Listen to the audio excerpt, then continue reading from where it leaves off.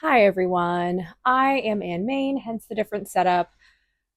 It's a nice, gloomy, overcast, kind of cozy. It's not really cozy because it's humid, but it's an overcast day, which I feel like is a good day for filming. Have a different sound and camera setup than I usually do, so hope everything looks and sounds okay. There will probably be some noise in the background, and you will just have to bear with me. But I thought this topic would be really fun and timely this week with the Olympics starting this week. Starting, I think it'll be tomorrow. From the day I post this video. I was sent this article by a family member. She sent me this article that was published about a month ago in Bon Appetit, and it's called The Elite Athletes Powered Entirely by Plants. And the subheading is, for some athletes competing at the 2024 Summer Olympics in Paris, a plant-based diet makes them feel fitter, faster, and stronger. So first of all, I was pretty surprised to see this article in Bon Appetit. It's not a publication that I typically think of as a very vegan-friendly one, although maybe that has changed a bit over the years.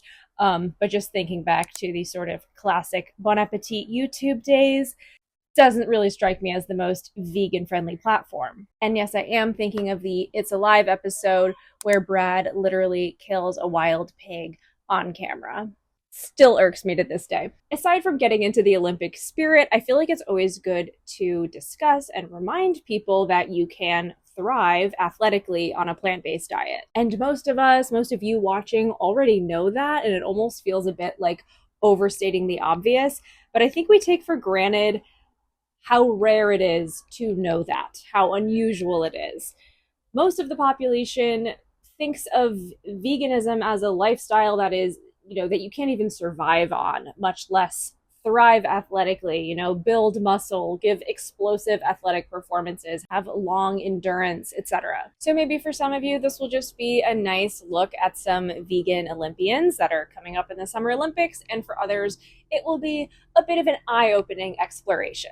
So let's get into the article. A decade ago, you'd likely find Phoenix Mercury guard Diana Taurasi eating a T-bone steak topped with fried eggs after a big workout. Today, though, the 41-year-old basketballer fuels up with soy milk smoothies blended with hemp, flaxseed, and chia seeds for breakfast, air-fried tofu, broccoli, and rice for lunch, and enchiladas stuffed with vegetables and smothered in a plethora of vegan cheeses for dinner. Taurasi went vegan in 2016, hoping to boost her health in the long term, and felt the change instantly, she says. I could recover faster, and the things I'm doing right now on the court, I wasn't even able to do when I was 28. Taurasi is at the top of her game. She's a 10-time WNBA All-Star with 3 titles under her belt and the league's leading scorer. The White Mamba, a nickname Taurasi earned from Kobe Bryant, sank her 10,000th point last year, and she plans to win her 6th gold medal at the 2024 Summer Olympic Games in Paris, France, where she won't be the only one powered entirely by plants. I had never heard of Diana Taurasi. I don't really follow the WNBA that closely, but honestly, this makes me want to watch the women's basketball in the Olympics. Studies show veganism is increasingly popular among athletes. In a 2020 review published in the International Journal of Sports and Exercise Medicine, sports scientist Katarina Wernitzer, PhD, estimates that up to 17% of people in any given group may be vegan. It is very likely that there is no longer any social group or sports team without a vegan, she wrote. I find this number interesting and alarmingly high. Estimates of vegans in the US, for example, usually hover around 3 to 4%. Then again, these types of things are really hard to measure. Here's where things get a bit interesting. Today, elite athletes like surfer Tia Blanco, snowboarder Hannah Teeter, soccer star Alex Morgan, marathoner Scott Jurek, and tennis sisters Serena and Venus Williams all eat predominantly plant-based diets. Editor's note: while plant-based refers to diets primarily composed of plants and vegan excludes all animal products, this article uses the terms interchangeably. I appreciate this editor's note, but it pretty starkly contrasts with the title of the article being The Elite Athletes Powered Entirely by Plants. And all the athletes mentioned above fall in the definitely not 100% plant-based category, even though some of them, like Tia Blanco, were at one point, but they are all athletes that a lot of vegan media companies like to tout as vegan. And this is a topic I went pretty in depth about in my Are They Vegan Does It Matter video. Moving on to one of my favorite sections of the article, you will see why. Though skeptics have argued that a vegan diet lacks adequate protein and calories for top athletes, some competitors see the regimen as essential to their success. I wasn't a world champion before I was vegan. I was a world champion because I was vegan, says Meagan Duhamel, 38, who won gold and bronze medals in team and pairs figure skating at the 2018 Winter Olympics in Pyeongchang, South Korea. Get ready, guys. We're talking about my favorite topic. Don't tempt me with talking about figure skating. Many of you know this, but there's a lot of you who are new and probably don't, that I am obsessed with competitive figure skating. And this woman, Meagan Duhamel, is single-handedly responsible for getting me into it. In 2018, before the Winter Olympics, there was an episode of the Exam Room podcast, which is the Physicians Committee for Responsible Medicine's podcast, specifically about vegan Olympians and with a specific focus on vegan Winter Olympians. And Meagan was on this episode. I will find it and link it below. But Meagan was one of the athletes profiled, and I was so incredibly impressed by her and just how articulate she was. And I was just like, I gotta watch this woman skate. Like, this is so exciting. So I made a point to watch all the figure skating of the 2018 Winter Olympics, and the rest is history. I've been obsessed with it ever since. Not only did Meagan Duhamel skate really well and was really fun to watch, but she won 2 medals that year. She was part of Team Canada's gold medal winning team event alongside the now infamous performance from Tessa Virtue and Scott Moyer, and she took bronze in the individual event, which was a huge deal. Pair skating was so unbelievably competitive that year, and the pairs that came in first and second place were arguably the 2 greatest pairs teams of all time, Sevchenko and Massot, and Sui and Han. So to be on that podium with them was insane. Like, everybody was basically just fighting for the bronze medal spot, and Duhamel and her partner got it.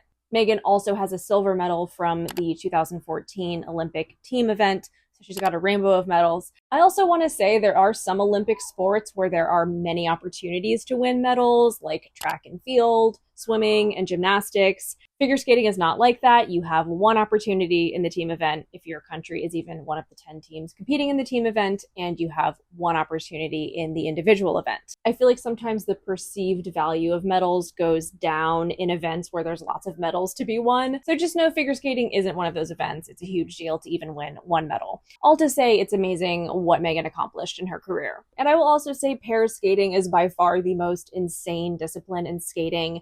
Many people would say it's the most hard on your body. You have to be the most athletic for it. Pairs women in general, it's considered the hardest figure skating position to be in, I guess. It just makes it all the more impressive that Meagan had that level of success. Duhamel, who eliminated all animal products from her diet in 2008, is an advocate of vegan sports nutrition. She retired in 2018 to coach other skaters and still credits her athletic success to daily bowls of oatmeal, homemade chickpea peanut butter protein cookies, and lentil pastas. Now, if you're wanting the recipe for those chickpea peanut butter protein cookies, she does have a blog called Lots of Greens, and I'm pretty sure she probably has that recipe on there. Something else I think is interesting and unique is that she went vegan in 2008, so 10 years before the 2018 Olympics, meaning she was vegan for a very large part of her competitive career. It wasn't like just a year before the Olympics or 2 years before. So I think that speaks to the longevity she was able to have in her career on a vegan diet. Former Team USA weightlifter Kendrick Farris, 37, shares an experience similar to Duhamel's. If my competitors had injuries, it sidelined them. Meanwhile, I was able to keep going, says Farris, a 3-time Olympian who still holds US records in the clean and jerk. I don't know about you, but I did not know that was a name of a weightlifting event. And total weight for the 94 kilogram weight class. No one study has unequivocally proven that a vegan diet will enhance athletic performance, but a handful of science-backed reasons could explain why plant-based foods might boost your game.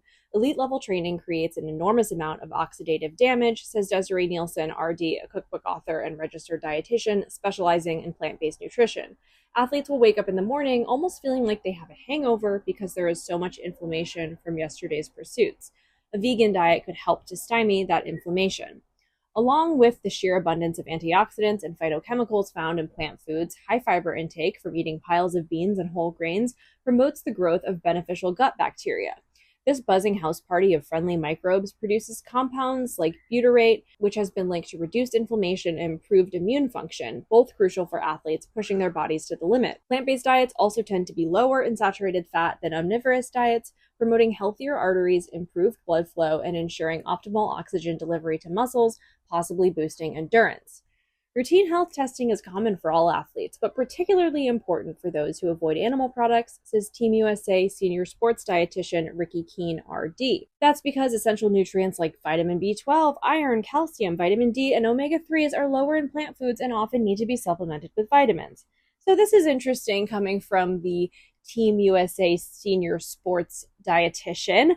Speaking of Team USA, let's talk about Team USA's involvement with the dairy industry. This could be a whole separate video deep dive, but there are some interesting points I'd like to go over. If you watch the Olympics, you will probably notice a not insignificant number of dairy partnerships with Team USA athletes. Of course, like with everything related to dairy, these partnerships are very strategic. When I was watching the US gymnastics Olympic trials a few weeks ago, there was a commercial with the swimmer Katie Ledecky promoting Fairlife's Core Power drink. Serving as the long-standing official protein drink of Team USA, Core Power, a product produced by Fairlife, has helped deliver the recovery benefits of milk to Olympians across the country.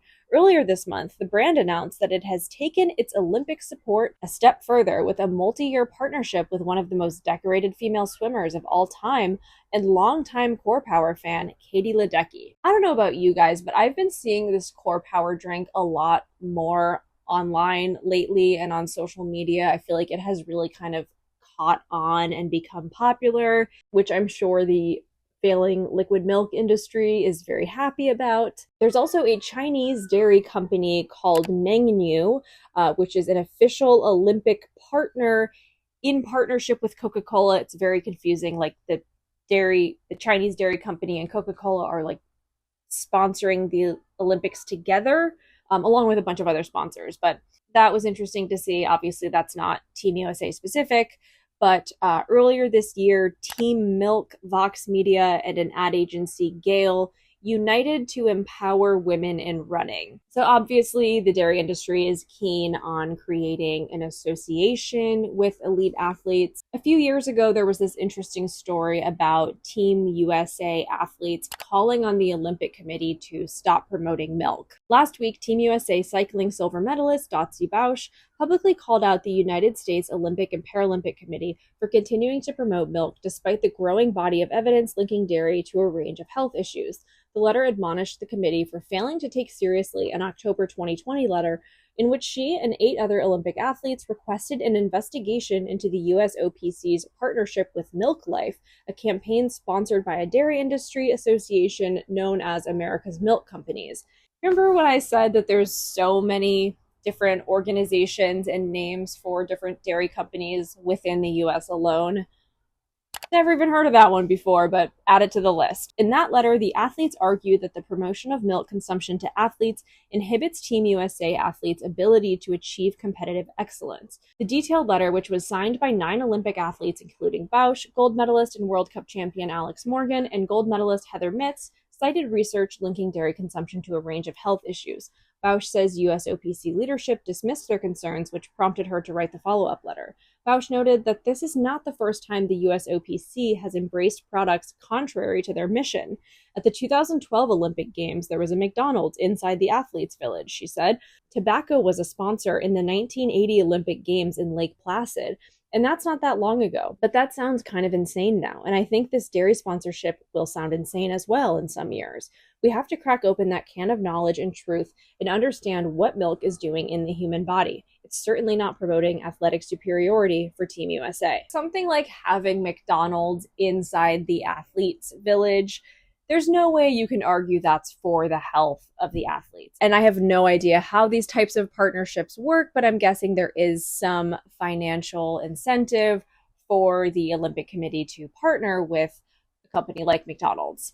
or Coca-Cola, etc. And I think Dotsie made a really good point about how we look back and think it was ridiculous to have a tobacco partnership at the Olympics, and how we might be looking back, hopefully, one day soon on these other partnerships, like with the dairy industry, like with McDonald's, in the same way. It's heartening to see athletes coming together to call this out, but it's disappointing that it seems to have been totally ignored. And I have to wonder how many people will be influenced this summer to consume dairy after seeing their favorite athlete smiling with a bottle of milk in their hand. Let's get back to the Bon Appetit article and to some more encouraging news. Kitchen staff at the Paris Olympics are ready to cater to plant-based competitors.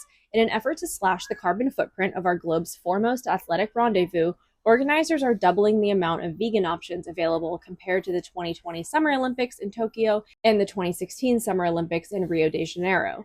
At least 33% of the food in the Athletes Village restaurant will be plant-based, including crispy quinoa muesli, courtesy of France's Michelin-starred Akrame, and a hearty vegetable moussaka. Jennifer Bargason, the vice president of culinary at Sodexo Live, the game's official catering partner, is most excited by the Asian, African, and Caribbean offerings. Traditionally, all of these cuisines have a heavy plant-based focus. So this is great to see, not just for the fact that they will have so many vegan options, because, by the way, I'm sure many of the athletes, whether they're vegan or not, would go for the quinoa muesli or for the hearty vegetable moussaka or for some of the vegan Caribbean food. But it's also nice to see the diversity of cultures being represented in the food, because isn't that what the Olympics is all about after all? To consume the tens of thousands of calories a day athletes require for energy, vegans often need to eat more food than their omnivorous peers.